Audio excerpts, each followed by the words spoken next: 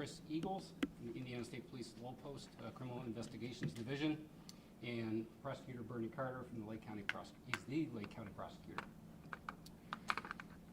So I want to welcome everybody. Thanks for coming today for our update into the canine death investigation that took place July 27th of last year. It's been a very extensive investigation with a lot of time, a lot of man hours, a lot of effort, and that's gone into this investigation. So we're going to update everybody as to where this case is today. So the initial investigation took place on July 27th, 2023 is when the event occurred. At approximately 4:30 p.m., FM K9 was transporting 18 canines in a box truck from O'Hare Airport in Chicago to Berrien Center, Michigan. At approximately 6:22 p.m., the truck stopped at the Road Ranger gas station and Lake Station, and it was discovered that canines were suffering heat-related illnesses. Numerous emergency personnel and civilians responded to assist the scene. As a result of the heat conditions, 9 canines died, 3 died at the scene, and 6 had to be euthanized later. And as everybody knows, this event received national media attention. And it doesn't fail to escape us that the weather conditions on that day were very similar to what we're experiencing today. The National Weather Service had put out on Twitter or X these warnings to take the heat seriously, take extra safety precautions while outdoors. As you can see, the temperature that day, again, is very similar to what it is today.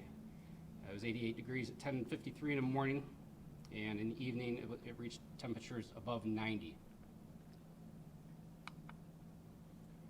So at the scene, several Good Samaritans provided assistance to the canines, as well as law enforcement, the Lake Station Police Department, and as well as FM K9.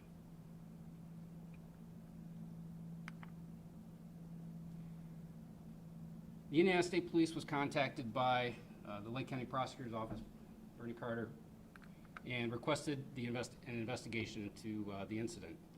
The case was assigned to Detective Eagles, who proceeded to do 50 interviews during the course of the investigation. Those included police officers that were at the scene, EMS and fire personnel that were at the scene, citizen witnesses, Good Samaritans, the Hobart Humane Society employees, veterinarians, which included doctors at the Indiana State Board of Animal Health, and there was over 400 pieces of digital evidence that was collected.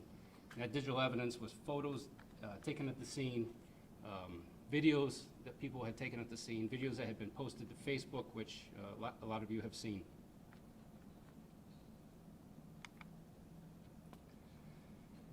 So what is the Indiana law when it comes to abandoned and neglected animals? So Indiana Code 354637 defines what that is.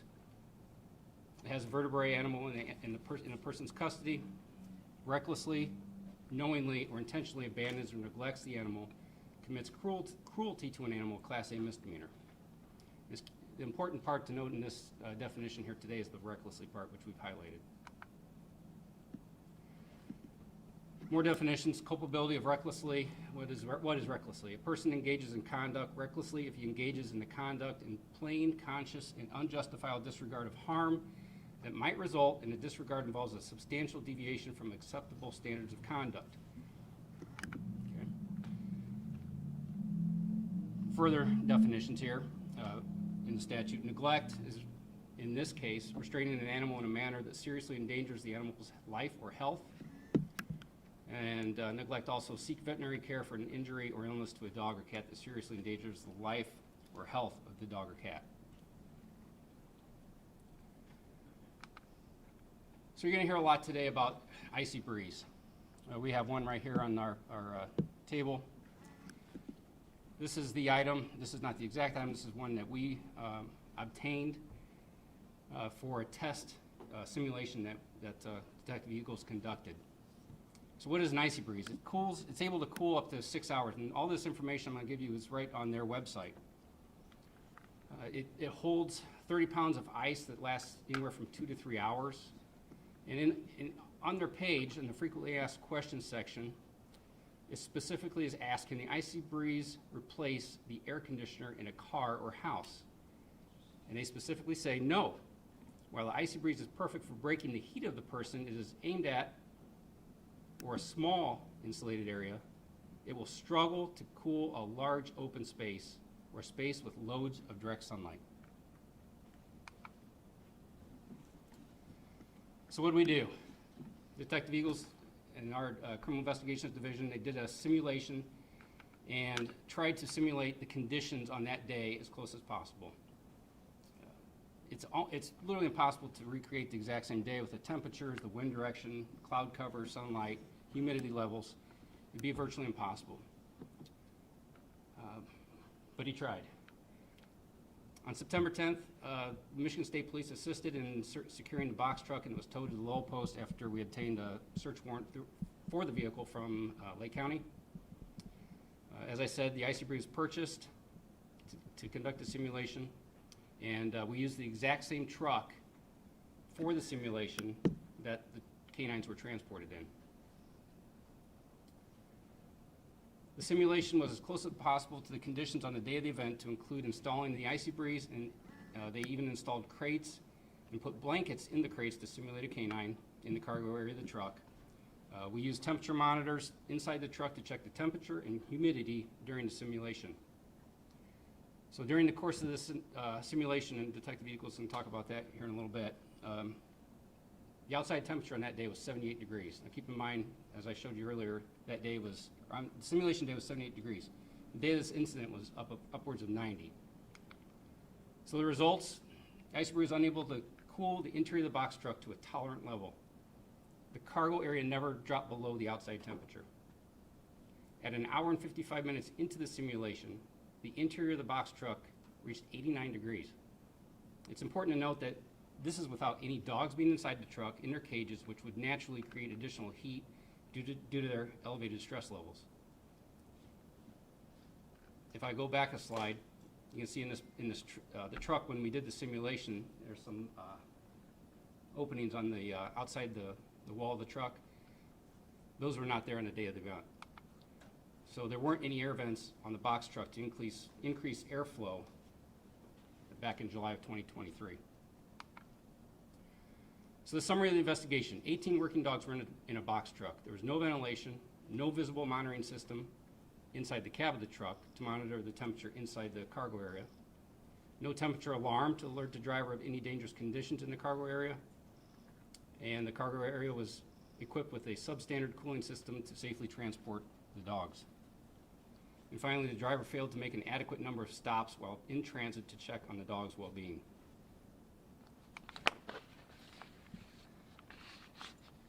As a result, the Lake County Prosecutor's Office has filed 18 counts of neglect of a vertebrate animal against Michael McHenry, 55 of Michigan City, and Jesse Ubeshki. He was the driver of the truck that day. And those 18 counts are all Class A misdemeanors. So the conclusion shows this. There was a blatant disregard to standard safety practices which made this incident preventable. And that's shown by how the suspect, Michael McHenry, was able to quickly and easily alter his box truck after this incident. It should also be noted that the Lake Station police officers who, it was brought up on a lot of social media posts that day, and a lot of rumors were put out about the officers and their conduct that day. They were interviewed during this investigation, and it was concluded that there was no preferential treatment given to FMK9 by any of the officers. Rather, it was unfamiliarity. They were unfamiliar with Indiana's animal neglect statute. Their focus on that day was on saving the lives of the dogs, not a criminal investigation at that exact moment. So a month later, on August 30th, that's when Bernie Carter, Lake County Prosecutor, contacted the state police to conduct an outside investigation. The Indiana State Police expresses their appreciation to all the Good Samaritans that stopped at that truck stop that day and did everything in their power to save those dogs' lives. There were tears shed that day as emotions ran strong seeing those dogs suffer. We all love our pets. Our canine officers love their canine partners as they develop a special bond between their dog and their handlers. These dogs were no different. They were working dogs that would have been police officers on various police law enforcement agencies in our area. So with that, I'll introduce Bernie Carter, and he'll speak on the charges, yeah. Penalties. Yes, penalties. Good morning. My name is Bernard Carter, Lake County Prosecuting Attorney. Our office did, in fact, after being notified by local police agencies, ask that the state police step in and investigate this matter. We filed just this morning, basically, filed it yesterday, but it was approved this morning, 18 counts against each of the two individuals, Michael McHenry and also Jesse Verbinski, for 18 counts of cruelty to an animal. It's a Class A misdemeanor, subject to a penalty of 1 year in the Lake County Jail on each of the counts, as well as $5,000 fine on each of the counts. Just this morning, I was just informed by my office, Giovanni, who handled this investigation as far as the criminal charges for my office, and the warrants have went out this morning and probably be picked up this morning sometime. What I want to do now is just it's kind of interesting. I want to name each of the canines were already given names, and I just want to give the names of them for purposes of this press conference. They are located in the probable cause affidavit that you can get from my office at a later date. The first one of the 9 that were euthanized, each of these canines were euthanized due to the condition of them. First one was Gizzo, second one Rafi, Rex,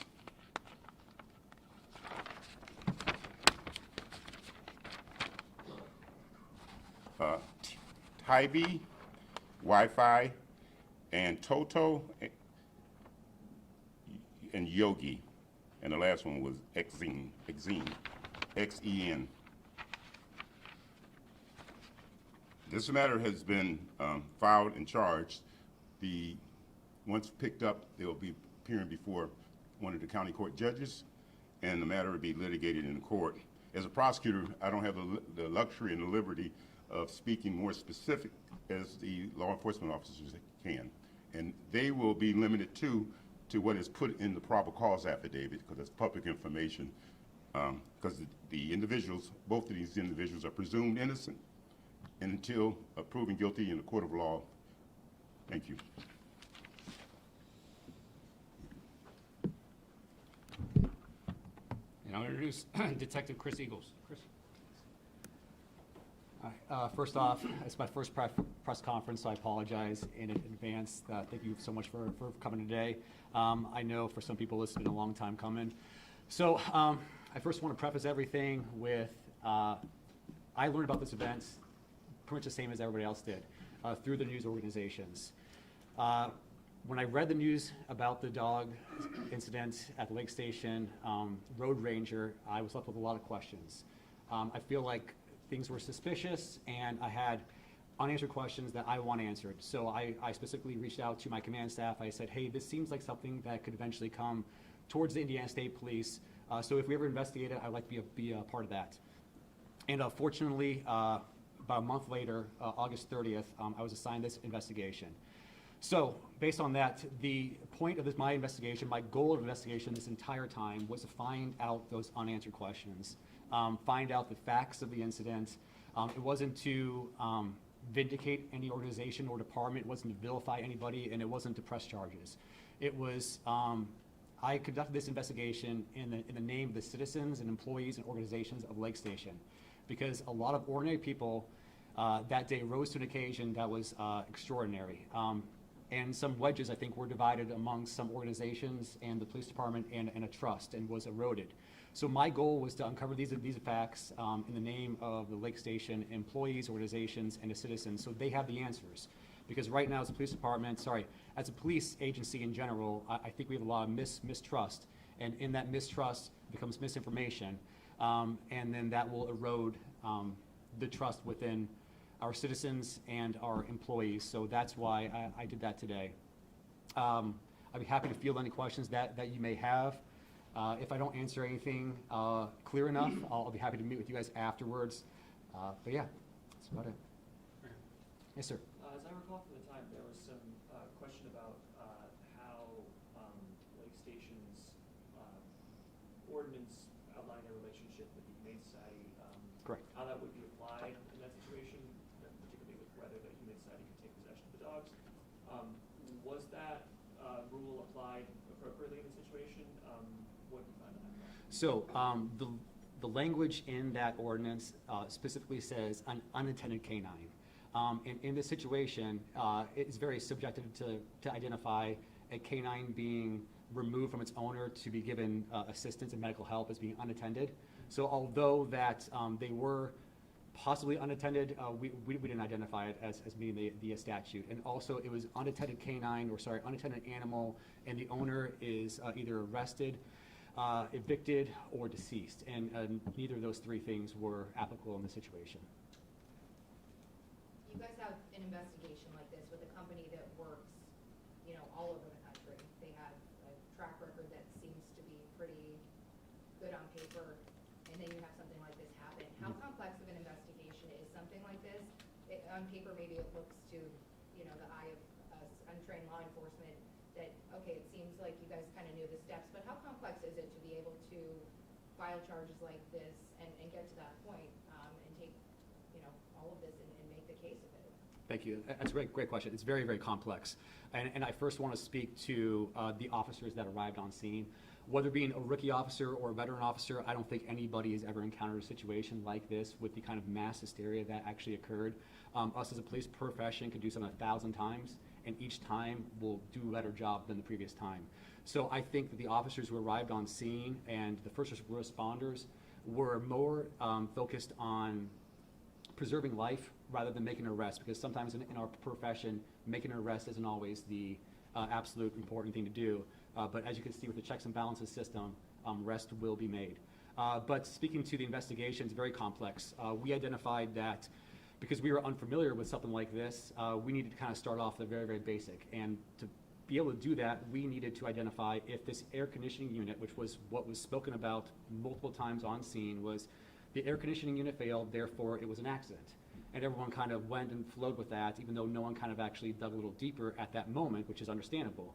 So we had to identify whether or not this air conditioning unit was sufficient, and if it was sufficient, could it properly transport 18 canines? And if they could, then this organization may have been righteous in their cause and been able to properly transport 18 canines. So that was the first and foremost thing, is identifying if this unit could sufficiently air condition this box truck. Well, we realized that it absolutely could not. Although it's good for spot cooling, it's not made for something to this size and degree. And not only that, adding on the fact there was no ventilation, there was no air vents in the truck. There were so many dogs put in there, placed in there, 18 dogs. Some of them actually had to be stacked. So of course we know heat rises; it'll be hotter up above than lower below. And because there's so many crates, there's not proper airflow that's going to be reaching the canines at the back of the truck. In addition to that, there's a wall in between the driver and the passenger and to where the canines were transported.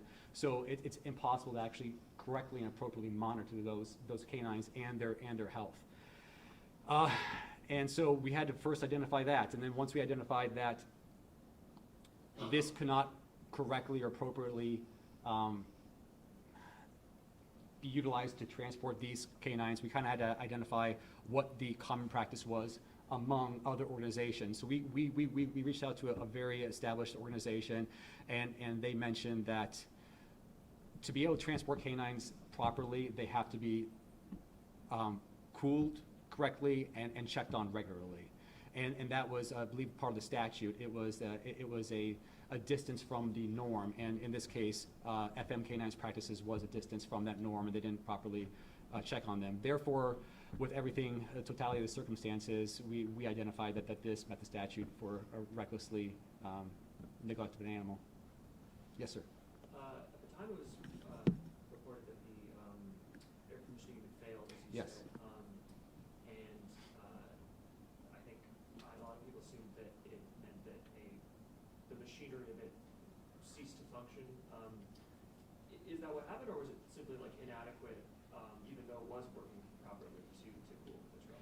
Yes, so that information, which I refer to as a breakdown of critical information, because a rumor or statement got started, and then that just flowed throughout the Road Ranger gas station for that evening. So what we were able to identify is that the device, the Icy Breeze, was located in there. There was ice in there. It was making a sound at one point.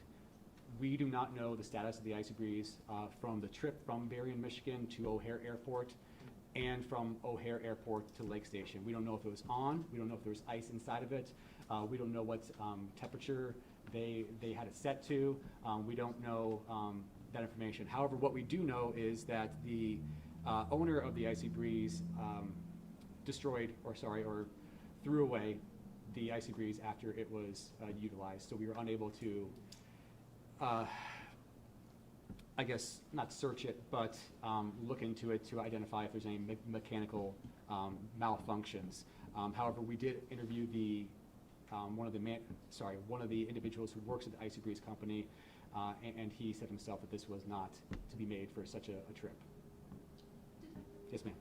So the Humane Society Yes. was there the day that this happened, and a representative said that she had mentioned that she talked to the police that were on scene, described some of the protocols here in the state of Indiana, and yet some of the dogs were still allowed to be transported. Okay. That being said, will there be any changes that you all need to oversee with Lake Station so that way they do understand from here on out what those protocols are, so something like this does not happen again? And I just want to make sure I'm understanding correctly. Do you mean the protocols regarding the ordinance and the agreement that the city has with the Hobart Humane Society? Correct, Okay. yeah. I can't speak to their agreement. I can only speak specifically to the Indiana statute law. What I will say, though, is I know that the Hobart Humane Society, who did a fantastic job at responding and spending a lot of their own money to give assistance to these dogs, had mentioned that there is an ordinance or an agreement. When I read the ordinance, I didn't understand the language to meet the incident that we investigated, so I think that we'd have to actually speak to Lake Station Police Department and Hobart Humane Society on that. Thank you. Courtney? Assume there was a necropsy performed on all of the dogs that had passed. Obviously, it was proven beyond the point that this was every single thing that happened this night was the direct cause of their death. I mean, you guys said you've never seen probably anything like this. We see a lot of animal cruelty cases, but they seem to be more big hoarding situations. Have you guys ever really encountered something like this where 9 dogs were passed from a heat-related illness? And what did those necropsies reveal, if you can Yeah. talk about that? So I apologize. I nodded when you mentioned an autopsy. I'm not sure if autopsies on each animal were performed. However, we did subpoena both veterinary services who did do panels and evaluations on all the dogs, and then that information is listed in the case report.